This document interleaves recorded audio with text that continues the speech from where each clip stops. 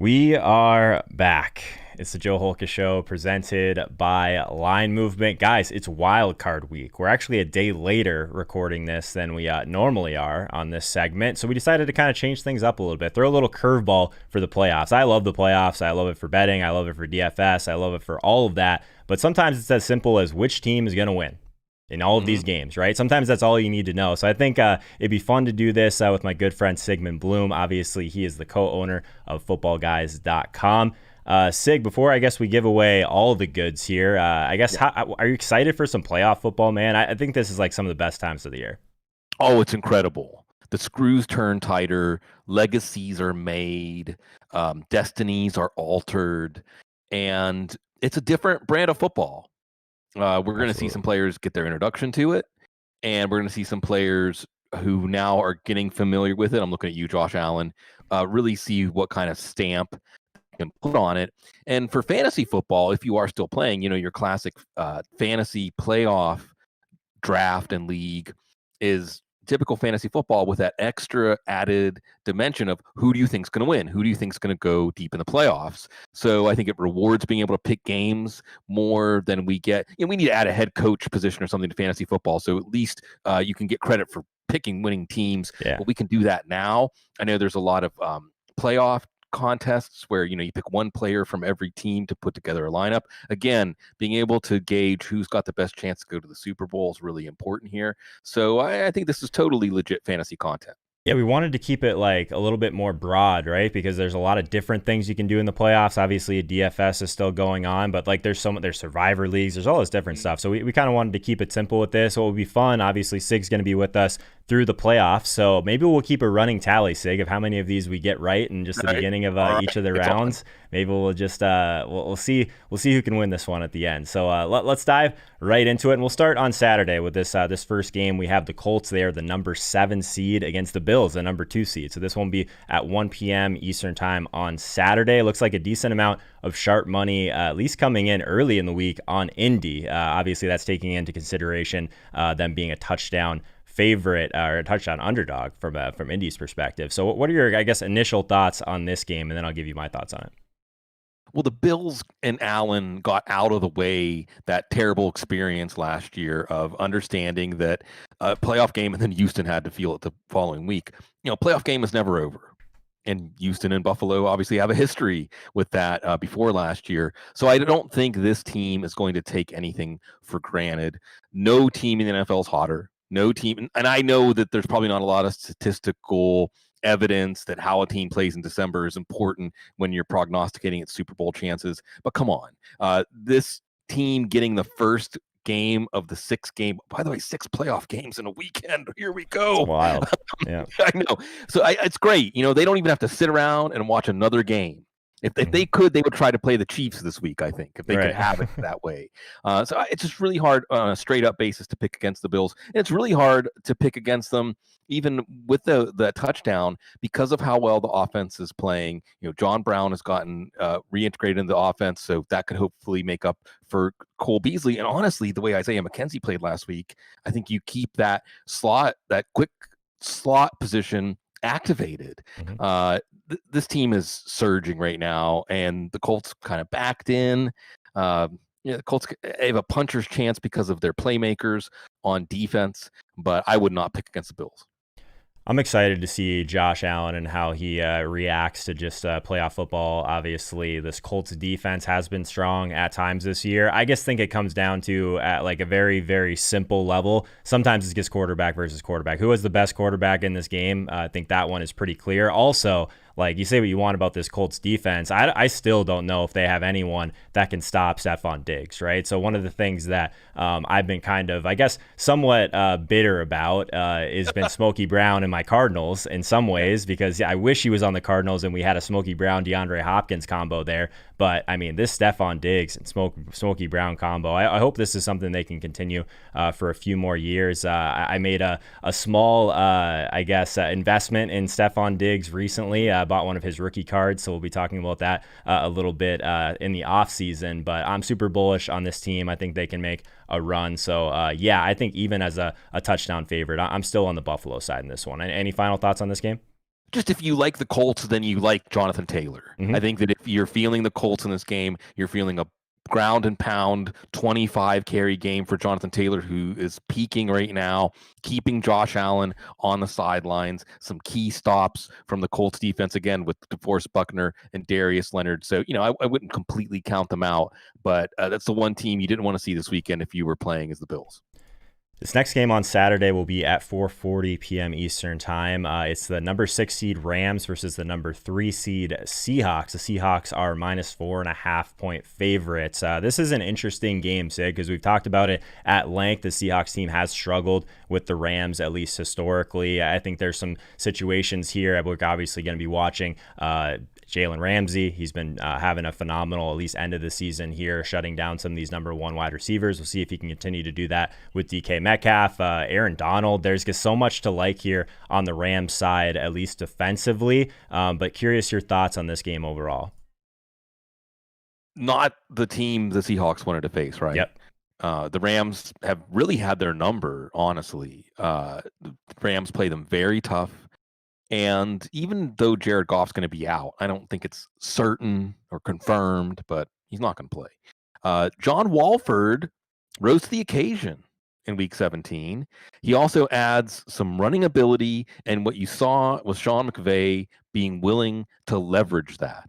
So for Seattle, their preparation on defense is difficult right now. They actually were handling Jared Goff in the 2 games they saw Jared Goff, and I almost wonder if they'd be more comfortable facing the Jared Goff version.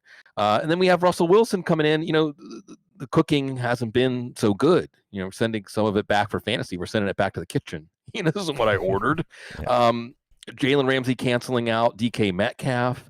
It's absolutely something that factors into this game. Do have the Seahawks running game.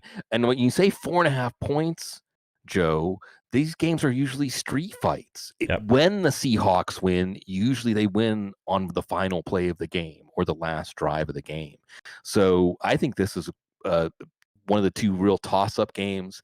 I'll pick Seattle just because you said quarterbacks. You're going to pick the quarterback. When in doubt, pick the quarterback. But I think this one's going to be a nail-biter. Yeah, I'll keep this part of it quick. I think that this is going to be a game that's very low scoring. I think that it's almost like, yes, you can pick the quarterbacks, but also which defense you think could potentially steal a game here. And I think that is the Rams. So I think this is going to be an interesting game overall. First time we've seen the Rams in the playoffs since they lost to the Patriots in the Super Bowl. So I'm excited to watch this game, even though it doesn't look like there's going to be a ton of scoring. I think there's some interesting dynamics here. So this next game, the last game on Saturday, we have the number 5 seed Tampa Bay Buccaneers at the number 4 seed Washington Football Team. So this will be an interesting one. The Buccaneers are -7.5 point favorites. At least that's where they opened. A lot of the money is on Tampa Bay to start, but a ton of the tickets as well. So one of these things, at least from a betting perspective, you kind of want to fade the public in some ways, but I don't know. This Washington front versus Tom Brady definitely makes for an interesting Saturday night football game. What do you think, Sig? It does. And I want to give Washington a chance. I want to give Washington a chance because, Joe, if there was anything that was really different with Tom Brady this year, it was games where he had to face pressure. He kind of wilted. He's one of those quarterbacks, you get him out of his process, you get him off his spot, and he looks 43 years old, or I don't know if he's 44, whatever. The point is, Washington has the horses up front to do that. The problem is, how are they going to score points? How's Washington going to score points with Alex Smith? I almost wonder if they'd be better off starting Taylor Heineke, to be honest. And I wouldn't be surprised if we see Taylor Heineke in this game. Mike Evans is looking okay after that scare last week, so a big sigh of relief there. I don't think anybody would want to see him miss out a chance to play here. I just think that when we've seen these under 500 teams get to the playoffs and win like Carolina did, like Seattle did in the famous Beastquake game, they were underestimated. I don't think Tampa's going to underestimate Washington here. I don't see Bruce Arians, Tom Brady team coming into the playoffs thinking they're owed anything or there's anything they're going to get without coming into the ring with their gloves up. So it's really tough to pick against Tampa here. Yeah, I'm with you on this one. I think that it could be one of those games that comes down to that last play, and I think that Brady's shown time and time again that if it gets to that point, he's going to make that play. So I think that it's been kind of a nice story. You want to believe that this Washington defense, like again, if anyone can give Tom Brady trouble, I think that this is probably the matchup that Tampa Bay didn't really want to face here. I think if there's any issue on the Washington side, it's yes, Alex Smith. If we end up seeing Heineke in this game, like the problem is like if they want to lean on the run, this Bucs defense has been so stout against the run all year. I know there's some playmakers, but we still need the ball to get there. So I think that this is a Tampa Bay lean for me. So it looks like on Saturday, our only difference is Rams and Seahawks. So that's interesting. So let's move on to the Sunday games. The first game, we have the number 5 Ravens at the number 4 Tennessee Titans. So this is going to be a fun one. I was hoping that these two teams wouldn't face in the first round because I would have loved to see. I think that both these teams potentially could have moved on. The public looks to be pretty heavy on Baltimore so far, 77% of the money. The under also is getting a lot of love. Obviously, this is a spot where both of these teams kind of want to play that backyard, old school football. But do you have an initial lean on this one, Sig? This is tough. This is going to be like the tennis match. Yep. You know? Just like the first game this year that these two teams played. And of course, they have the playoff history. Baltimore was the better team for most of that game. And then Tennessee, as typical, found some heroics, including Derrick Henry. That's why it's tough to pick against Tennessee. I think Tennessee as a team, whether it's from Tannehill and Vrabel or just something about the culture of the team, we watch them week after week, and they really, Joe, we go off on a tangent here, like is such thing as clutch and all that. This is a clutch team. And I look at Lamar Jackson, and there was that game against Cleveland, that Monday night game, probably the game of the year, that you did see him pull the sword from the stone. You did see him finally have that game where it was on his shoulders. It was a big game because Baltimore was in a no margin of error situation at that point. So you want to believe that in those situations now, because what happened last year in the playoffs, that I think is going to haunt him and this team, is that he's tightened up. Yep. As soon as it was clear that the game wasn't going to be they were going to roll over. You saw Jackson really tighten up in that game. So I just have to give Tennessee the edge here because they have more experience of having a game go back and forth, watching a lot of adversity, a lot of things break against them, and still finding a way to win, just like they did in the first game. But this is a game, you're right, that seeing these two teams face in the first round, outside of Buffalo, I'm going to show my Steelers neurosis here. These teams have a better chance of beating Kansas City than Pittsburgh does. So it's a shame to see them, get off to this, but it's a great rematch of a classic game from last year's playoffs, a classic game from the regular season. And I think going back to the initial little speech about the playoffs, it can bring out a level in players that we haven't seen before. And I think this game has the potential to do that for Lamar Jackson, has the potential to do that for Derrick Henry, A.J. Brown, bring out the best in them. This is going to be a good popcorn game, no matter what side you're on. There's so many polarizing figures on the offensive side of the ball in this one. So I think that if you're on Tennessee, I think I'm comfortable being on the Baltimore side of this one because I think that defense might be the difference in this one. Like Tennessee's defense just hasn't been able to stop anyone. At least the Ravens have a decent pass rush. But I mean, this is tough. I love both of these teams, honestly. I think whoever wins this game could make a significant run in a very tough AFC. So I'm with you. I'll take the Ravens on this one though. So let's move on to the 4 p.m. game on Sunday. We have the number 7 Bears at the number 2 Saints. This is the most lopsided game so far. Right. Double-digit favorites for the Saints on this one. 98% of the money, at least so far early this week, are not scared of that 10-point spread. So what are your thoughts on New Orleans and Chicago? And one parting shot on the Ravens. This will be the first time the Ravens have played the Titans with Calais Campbell in the lineup, who they traded for, I think, almost specifically in the wake of watching Derrick Henry run all over them in the playoffs. You got to pick the same. I mean, look, even with the 10 points, you got to pick this. It's Mitchell Trubisky. It's Mitchell Trubisky. The only quarterback I can think of I'd be more scared to bet money on, and I actually have, is Brian Hoyer in the playoffs. The moment the game kicked off, I wondered, what was I thinking? So, yeah, the Bears, this is a team that truly backed into the playoffs. On one side you see the Colts getting in a worthy team with the 7th seed. On the other side, do we really need the Bears in the playoffs? I think that the Saints came in a little cold against the Vikings last year and did suffer that first round upset. They did get played to overtime by the Bears earlier this year. That's something to heed. But I think at this point it's impossible, even with the 10 points, to pick against the Saints. Yeah, I mean, I'll keep this one short because I think it's pretty straightforward. I'm on the Saints in this one also. I just think this is, like we talked about, the matchup between the Seahawks and the Rams. This seems like the worst possible draw for the Bears, at least from my perspective. The Saints are going to have a rested backfield. That's great. But also, like, they kind of had something going with David Montgomery for a little bit. And this is just not a great spot if you're looking to run the ball. So if the game is in the hands of Mitchell Trubisky against a team that will pressure a ton, I want to be on the Saints side of this one. So feeling pretty good about that. The last game in the wild card round is the number 6 Browns at your number 3 Steelers. So Sig, I have an idea of where you're going with this one, but I still want your take on this game. By the way, on that Saints Bears game, anytime defense touchdown for the Saints. Yep. I don't know what the numbers are going to be on that. That's a good one. That's a good one. Put in your parlays and things like that. Oh, what can you say, Joe? What can you say? I joked years and years and years ago. I was called the Browns the pet cemetery team. Sometimes dead is better. It's first playoff game in 18 years. And they're going to have a skeleton crew coaching staff. They're not going to have Joel Bitonio. And I wonder, because it was that moment in the locker room when Kevin Stefanski gave Bitonio the game ball, because he's the player who's just been struggling through the muck and hard times and finally made the playoffs. I mean, could the gods be so cruel as like that moment when he gave him the game ball was a moment of COVID transmission? It's easy to picture because of the Browns and the I said this morning, now the football gods are being really cruel to the Browns, and all the Browns fans are like, what do you mean now? Just right. The one backdoor way the Browns could win this game is if the Steelers, in reaction to all of this, exhale and say, oh, this is going to be easy now. Mm-hmm. I don't expect them to do that because it's a divisional rival, because they just played them last week without key starters, took them down to the last offensive play for the Steelers.